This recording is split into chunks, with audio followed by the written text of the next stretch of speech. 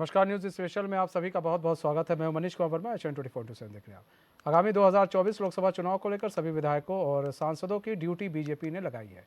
धर्मपुर विधायक विनोद चमोली का कहना है कि पीएम मोदी ने जिस विजन के साथ देश और उत्तराखंड का विकास किया है, उसे हम जनता तक पहुँचाने की कोशिश कर रहे हैं। इन्हीं तमाम विषयों को लेकर हमारे संवाददाता रोहित विक्रम सिंह ने धर्मपुर विधायक विनोद चमोली से खास बातचीत की। भारतीय जनता पार्टी के वरिष्ठतम नेताओं में से एक और वर्तमान में धर्मपुर विधानसभा सीट से भारतीय जनता पार्टी के विधायक विनोद चमोली जी इस समय हमारे साथ मौजूद हैं। हम आपसे जानने का प्रयास करेंगे। भारतीय जनता पार्टी के सीनियर मोस्ट लीडर्स में से एक हैं। सर, 2024 को लेकर बहुत मार्गदर्शन आप लोगों को केंद्र का मिल रहा है। हाईकमान से संगठन के बड़े नेता बी सतीश, बी एल संतोष, ये तमाम नेता आए, गृह मंत्री भी आए, प्रधानमंत्री भी आए, आपके राष्ट्रीय अध्यक्ष भी हरिद्वार में कोर ग्रुप की बैठक हुई। क्या मार्गदर्शन मिल रहा है सर? क्या लक्ष्य है इस बार? देखिए, स्वाभाविक बात है, 2024 में हम केंद्र में हैट्रिक बनाने की ओर हैं और जब विषय हैट्रिक का हो तो थोड़ा सा मेहनत तो करनी पड़ेगी, सतर्कता भी बरतनी पड़ेगी। जहाँ तक भारतीय जनता पार्टी के संगठन का प्रश्न है तो हम लोग अनवरत काम में लगे रहते हैं, क्योंकि एक दिन भी हमारा अब्सेंटी नहीं है, नागा नहीं है।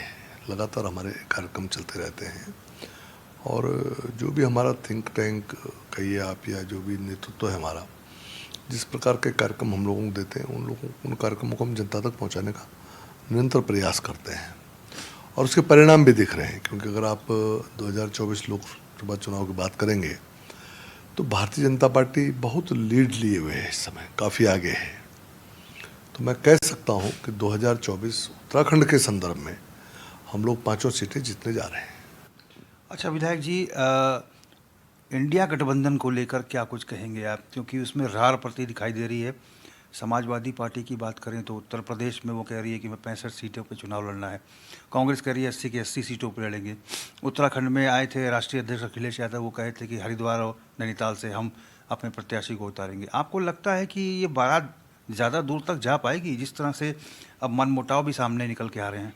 देखिए, 2 अलग अलग सिचुएशन है।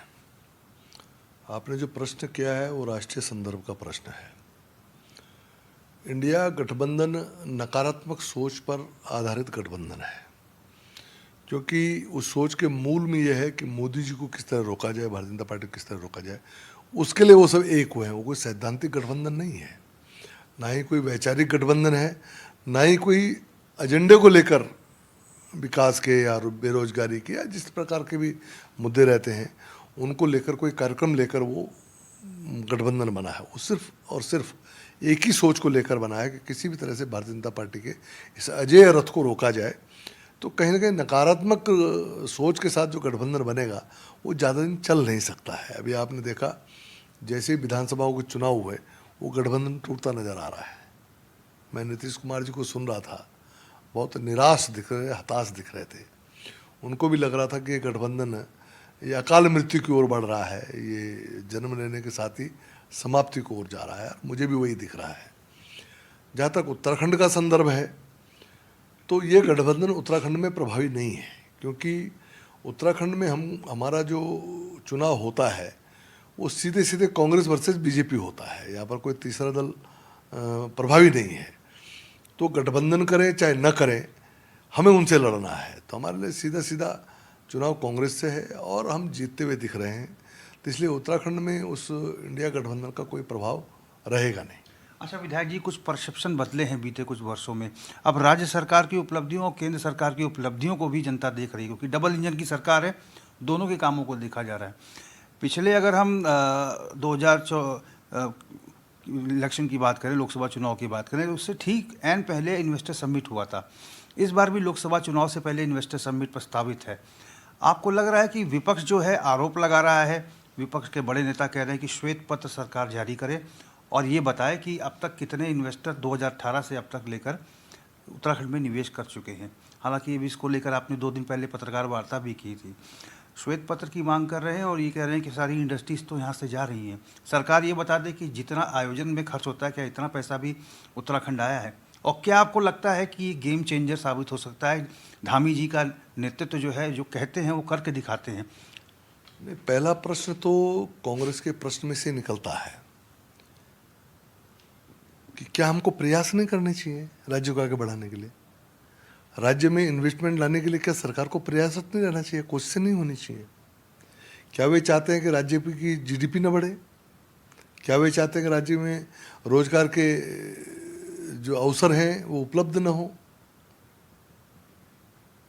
ये क्या चाहते हैं? ये नकारात्मक बात क्यों करते हैं? जहाँ तक जो पिछला इन्वेस्टर समिट हुआ था उसको मैं सक्सेस मानता हूँ बीजेपी की।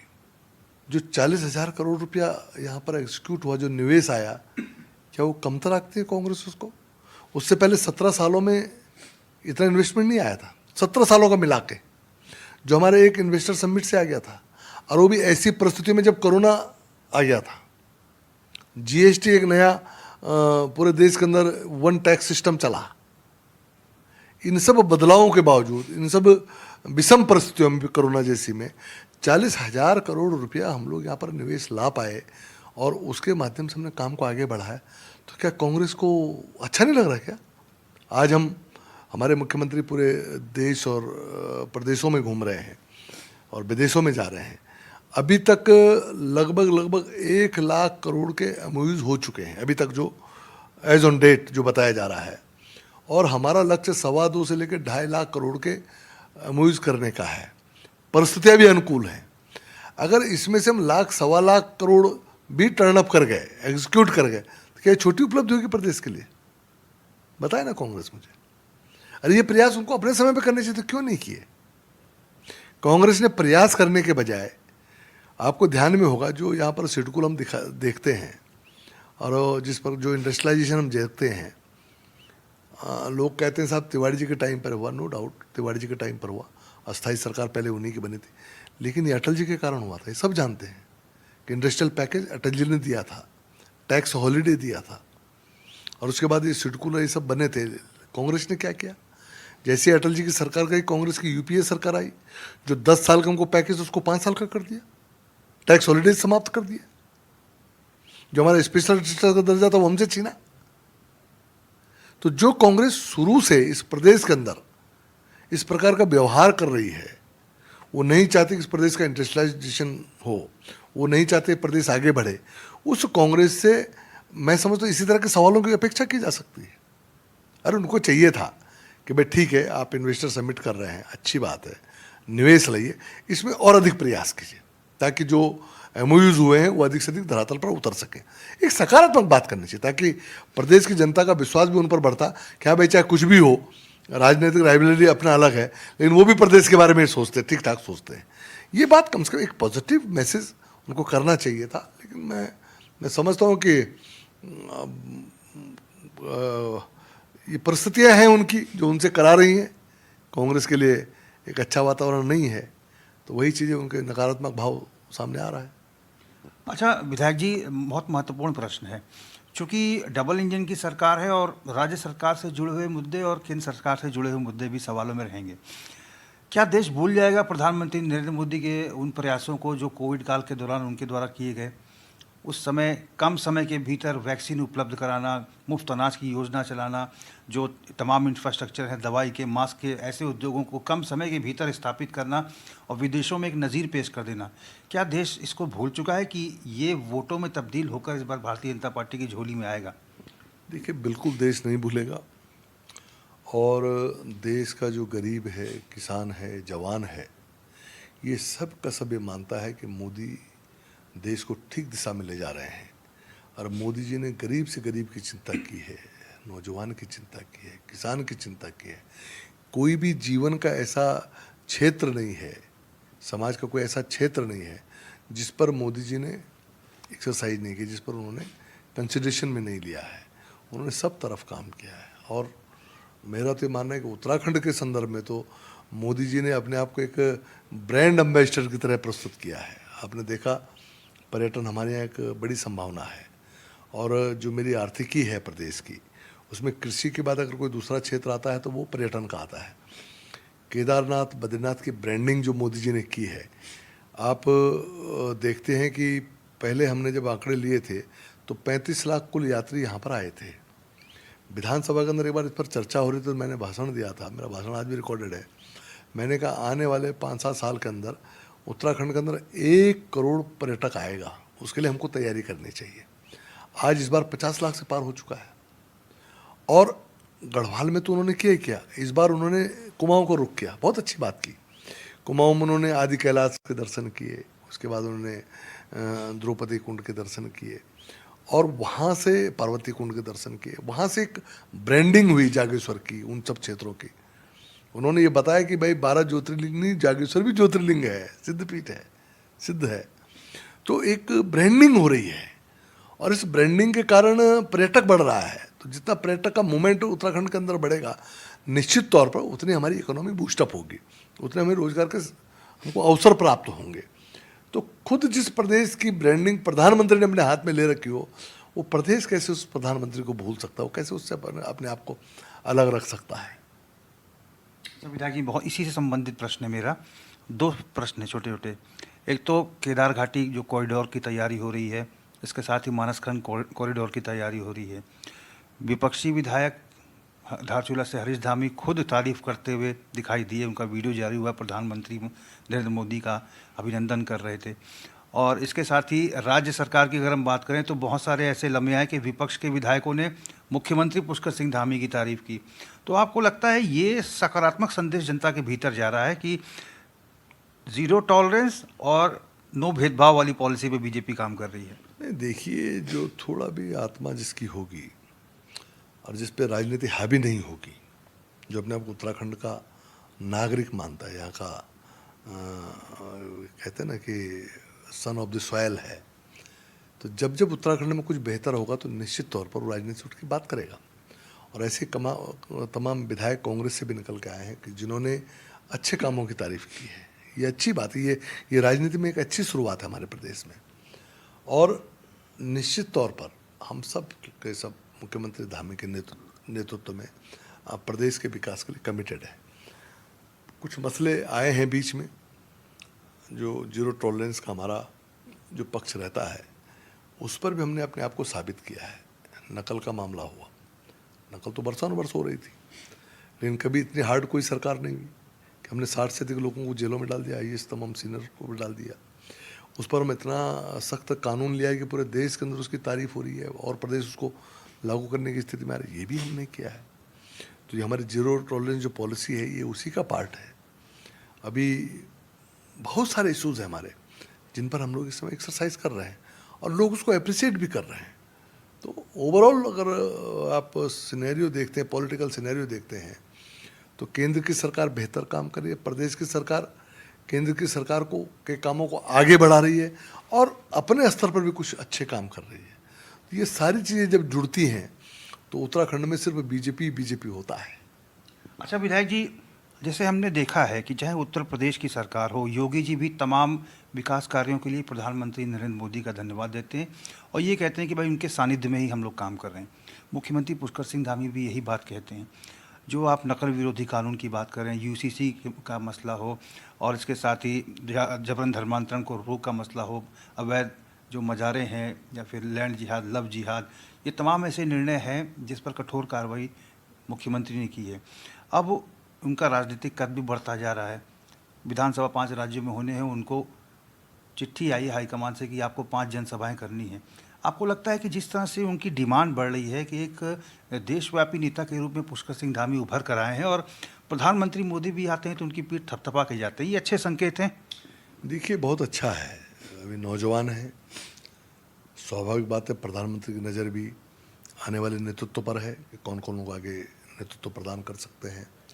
वर्तमान में उनको उत्तराखंड से बाहर निकाल कर पूरे देश के अंदर जहाँ जहाँ चुनाव हैं, उन राज्य बड़े राज्य हैं, उन राज्यों के में भी उनका मूवमेंट हो रहा है। और स्वाभाविक बात है कि बहुत कम उम्र में आप मुख्यमंत्री बने, 48 साल की उम्र भी है, अभी बहुत लंबी पारी उनकी बाकी है, तो आगे भी उनकी संभावनाएं पार्टी तलाश रही होगी। तो निश्चित तौर पर उनका मूवमेंट हो रहा है और मुझे ऐसा लगता है कि एक हमारे बीच से एक नौजवान आगे उभर कर राष्ट्रीय फलक पर भी कभी दिखाई पड़ेगा। और क्या ना, निशंक जी को नहीं कहते, निशंक जी को मुख्यमंत्री कम उम्र में रहे, उसके बाद मुख्यमंत्री बाद केंद्र के मंत्री बने। राष्ट्रीय स्तर पर जो मानव संसाधन मंत्रालय कोई छोटा मंत्रालय नहीं है, जो टॉप 5-4 मंत्रालय उनमें से एक है, निशंक जी को मौका दिया। आज अजय भट्ट है हमारे डिफेंस जैसे मिनिस्ट्री में, आज स्टेट मिनिस्टर हैं कोई। तो पार्टी कार्यकर्ता के लिए संभावनाएं तलाशते हैं, कार्यकर्ता को बढ़ाने का काम करती है। जो उन प्लेटफॉर्म पर ठीक परफॉर्म कर लेगा वो राष्ट्रीय फलक पर चमकेगा। तो पुष्कर जी को भी उसी क्रम में उनसे काम लिया जा रहा है, उनको आगे बढ़ाने का प्रयास हो रहा है और होना भी चाहिए। क्योंकि भाई देखो, लीडरशिप तो वही है जो सेकंड लाइन भी साथ साथ तैयार करती हुई चले, क्योंकि हमेशा किसी ने नहीं रहना है, एक जाएगा दूसरा आएगा, लेकिन आने वाला भी ठीक रहे और बढ़िया हो, ताकि देश ठीक दिशा में चले। इसका प्रयास आज के लोगों को करना है जिनको कल जाना है। विधायक जी, वोटर चेतना अभियान एक बड़ा अभियान आप लोगों का चला, 10,000 नए मतदाताओं को जोड़ने का। आपकी विधानसभा में कैसा रहा आप एक्सपीरियंस, और कितने मतदाता नए बने? देखिए, हमारी विधानसभा में बहुत ठीक चल रहा है और हमारे लिए तो एक और समझ लो स्थिति बनी हुई है कि हमारे यहाँ लोग माइग्रेट होकर बहुत आ रहे हैं, क्योंकि डेवलपमेंट प्रोसेस चल रहा है। अब ज़मीनें बहुत कम जगह बची हैं जिनमें मेरी विधानसभा है, जहाँ पर लोग आ रहे हैं। तो जो लोग आ रहे हैं उनको वोट बनाने का हम लोग लगातार प्रयास कर रहे हैं, उसमें संख्या बढ़ती जा रही है। आपने देखा होगा कि मेरी विधानसभा इस समय उत्तराखंड की सबसे बड़ी विधानसभा है, 2,06,000 वोट है मेरा। अब उसमें 5-7 हज़ार वोट और बढ़ गया होगा, इस बीच में कुछ कटा भी होगा, लेकिन इस बीच में बढ़ा होगा। तो अल्टीमेटली सबसे बड़ी विधानसभा है, कॉस्मोपॉलिटन विधानसभा है। तो थोड़ा हम सतर्क भी रहते हैं कि क्योंकि जिस तरह का वहाँ पर समीकरण है मेरी विधानसभा के, उन समीकरणों पर भी हमको एक्सरसाइज करनी पड़ती है ताकि हमारा वोट परसेंटेज बढ़े। हम पिछली बार भी, हम जब पहला चुनाव मोदी जी का लड़े थे तो उस समय निशंक जी 17,000 से जीते थे, लेकिन दोबारा चुनाव हम 37,000 से उनको निकाल के लाए इसी विधानसभा में जब मैं आ गया। और उसके बाद अब 50,000 का लक्ष्य है, तो हम लक्ष्य भी बढ़ाते जा रहे हैं। उसी हिसाब से जो सामाजिक समीकरण उनको साधते जा रहे हैं, कार्यकर्ताओं को एक्टिवेट कर रहे हैं, नए वोटर बन रहे हैं, जो बोगस वोटर है उनको काटने का प्रयास कर रहे हैं। तो एक बड़ी एक्सरसाइज इस समय मैं समझता हूँ सारी विधानसभाओं में चल रहा होगा, क्योंकि मैं अपनी विधानसभा देखता हूँ इसलिए मैं अपनी विधानसभा की बात कर रहा हूँ। लेकिन हमारी पूरी तैयारी है लोकसभा चुनाव के लिए, हम लोग पूरी तरह से तैयार हैं। बहुत महत्वपूर्ण सवाल है विधायक जी। 2022 के चुनाव में विजय संकल्प यात्रा आपकी निकली थी, आपके राष्ट्रीय अध्यक्ष ने हरिद्वार से यात्रा को हरी झंडी दिखाई थी, कुमाऊं में भी ये यात्रा निकली। उसमें डब्बे लगे हुए थे सुझाव पेटिका, उसी सुझाव पेटिका के आधार पर जो लाखों की संख्या में सुझाव मिले, आपका चुनावी मैनिफेस्टो दृष्टि पत्र तैयार हुआ। पहली कैबिनेट की बैठक में संगठन महामंत्री और तत्कालीन प्रदेश अध्यक्ष मदन कौशिक सरकार के सभी मंत्रियों मुख्यमंत्री को सौंपते हैं। 100 दिन के तहत काम करने के लिए कहा जाता है रिपोर्ट कार्ड के। कांग्रेस इस पर सवाल उठा रही है। कांग्रेस का कहना है कि एक भी वादे सरकार ने पूरे नहीं किए जो जनता के साथ किए थे। ऐसा नहीं है, कांग्रेस को हमारा घोषणा पत्र उठा के पढ़ना चाहिए ठीक से, और उसके बाद अपनी सूचनाएं ठीक करनी चाहिए। हम लगभग 80% काम कंप्लीट करने की स्थिति में है इस समय, और जो हम लोग घोषणा पत्र में कहते हैं, घोषणा पत्र को हम अपना धर्म मानते हैं। हमारे लिए वो हमारा एक कार्यक्रम है। वो हम उसको देखते हुए लगातार अपने कामों को आगे बढ़ाते हैं, करते। मैं नगर निगम में रहा तो मेरे टेबल पे मेरा घोषणा पत्र रहता था, मैं टिक करता था, ये काम हो गया, ये काम हो गया, कोई काम नहीं हुआ तो उसमें क्या कठिनाई उसको दूर करने का प्रयास करता था। ऐसे ही हमारे सरकार में भी है। तो हम लोग लगातार अपने घोषणा पत्रों पे बात करते रहते हैं, और जब भी हमारी विधानमंडल दल की बैठक होती है, कुछ सीनियर लोग बैठते हैं, तो हम लोग आपस में चर्चा करते हैं कि भाई इसमें एक काम बाकी रह गया, ये काम बाकी रह गया। हो सकता है कुछ कई बार वैधानिक कठिनाइयाँ आ जाती हैं, कई बार परिस्थिति ऐसी बन जाती है कि आप 100% नहीं लागू कर सकते। लेकिन मेरा ये मानना है कि अगर उसको ठीक प्रकार से एनालाइज करेंगे, और आपको भी मैं कह रहा हूँ इस बात को कि आप जर्नलिस्ट हैं, आप मेरा घोषणा पत्र उठाइए और उसके बाद एक एक कामों का आप आकलन कीजिए कि देखिए हम लोग कहाँ तक पहुँचे। तो मेरा ऐसा अनुमान है, क्योंकि मैं सरकार का हिस्सा जरूर हूँ विधायक नाते, लेकिन सरकार में डायरेक्ट नहीं हूँ, तो लेकिन फिर भी मेरा ये अनुमान है कि 80% घोषणाएं हम लोग धरातल लाने की स्थिति में है। मेरा अंतिम प्रश्न है विधायक जी, प्रधानमंत्री नरेंद्र मोदी जब पहली बार प्रधानमंत्री, चूँकि चेहरा वही थे, और जब आपके तमाम लोगों के साथ बैठक हुई तो प्रधानमंत्री ने एक शब्द कहा था कि भारतीय जनता पार्टी मेरी माँ है। उस समय अडवाणी जी भी बैठे हुए थे।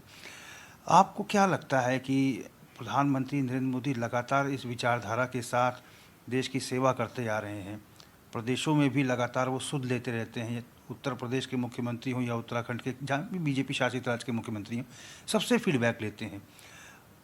2024 में जनता का मन क्या है इस बार? आप तो कार्यकर्ताओं से मिलते हैं, जनता से मिलते हैं, क्या लग रहा है जनता की पसंद क्या है इस बार? देखिए, प्रधानमंत्री जी ने ये बात कही, और ये विषय सिर्फ प्रधानमंत्री का जुड़ा हुआ विषय नहीं है। जितना भारतीय जनता पार्टी नरेंद्र मोदी जी के लिए मां स्वरूप है, उतनी ही मेरे लिए भी है, और हर भारतीय जनता पार्टी कार्यकर्ता के लिए। उसका कारण बता रहा हूं मैं। जीवन में, जीवन चलाने में कुछ चीजें सहायक होती हैं। माँ पैदा करती है, जीवन देती है। धरती माँ हमको पल्लवित पुष्पित करती है, बढ़ाती है। उसकी मिट्टी से हम बने होते हैं, हम उसको माँ मानते हैं। और तीसरे, जीवन का जो उद्देश्य है, जहाँ से वो उद्देश्य प्राप्त होता है, जिस पर हमारा जीवन आगे बढ़ता है, उसका स्तर भी माँ से कम नहीं होता, और वह है हमारी विचारधारा। मैं आज भारतीय जनता पार्टी का विधायक हूँ, पिछले 38 साल से मैं पार्टी का काम कर रहा हूँ। तो मैं ऐसे नहीं कर रहा हूँ। आज तो ठीक है, आज हम सत्ता में हैं, आज माहौल हमारे पक्ष में है। बहुत सारे लोग इसलिए भी आते होंगे कि साहब यहाँ से हम सत्ता में पहुँच सकते हैं, पावर गेन कर सकते हैं, पैसा गेन कर सकते हैं। लेकिन जिस समय हमने काम शुरू किया था, उस समय ये स्थितियाँ नहीं थी। उस समय सिर्फ और सिर्फ विचारधारा थी। तो जिस विचार ने मुझे जीवन जीने का एक उद्देश्य दिया, जिस पर मेरा पूरा जीवन आगे बढ़ गया, और मैं आज इतनी उम्र तक आ गया, और आगे भी मेरे 10-15 साल जो बाकी होंगे, उनको भी मैं उस विचारधारा को मजबूत करने के लिए उस पर खड़े होकर बिताऊंगा। तो विचारधारा हमको जीवन जीने का तरीका भी दे रही है, जीवन का रास्ता भी दिखा रही है, उद्देश्य दिया है। तो उसकी, वो माँ से कम नहीं आंका जा सकता उसको। तो जैसे हम अपनी माँ एक हमको जन्म देती है, एक माँ हमारा लालन पालन कर हमारी धरती माता है, ऐसी एक माँ हमारी विचारधारा है जो हमको जीवन जीने का उद्देश्य देती है। मोदी जी निश्चित तौर पर जिस विचार से मैं प्रेरित हूँ, उसी विचार से वो भी प्रेरित है। तो हमारे लिए अपनी विचारधारा एक माँ की तरह है, और हम उसको उसी तरह से लेकर आगे बढ़ते हैं। समाज की सेवा भी हम उसी विचार के साथ लेकर चलते, उसी दर्शन के साथ, जो एकात्म मानववाद का दर्शन है। एकात्म मानववाद में जो मेरी भारतीय जनता पार्टी है, उस दर्शन को अडॉप्ट करके चलती है, जो दीनदयाल जी ने दिया। और वो निश्चित तौर पर किसी कमज़ोर और गरीब की सेवा अगर हो जाए, उसके चेहरे पर मुस्कुराहट मेरे कारण आ जाए, तो जीवन सफल हो जाता है। वो आध्यात्मिक पक्ष है, वो एक विचारधारा का आध्यात्मिक पक्ष है कि हम उन लोगों के लिए काम करें कि जिन लोगों तक विकास नहीं जा पाया, जो लोग दुखी हैं, परेशान हैं, जो आगे नहीं आ पा रहे हैं, अगर उनको थोड़ा खुशी हम दे देते किसी भी रूप में। अब जैसे हमने राशन वितरण का काम किया कोरोना के अंदर, क्या है उस गरीब के चेहरे, उसका जीवन खतरे में पड़ा, उसके जीवन को बचाने का काम, उसके चेहरे पे मुस्कुराहट आज है, उसको मालूम है भूखा नहीं मर सकता।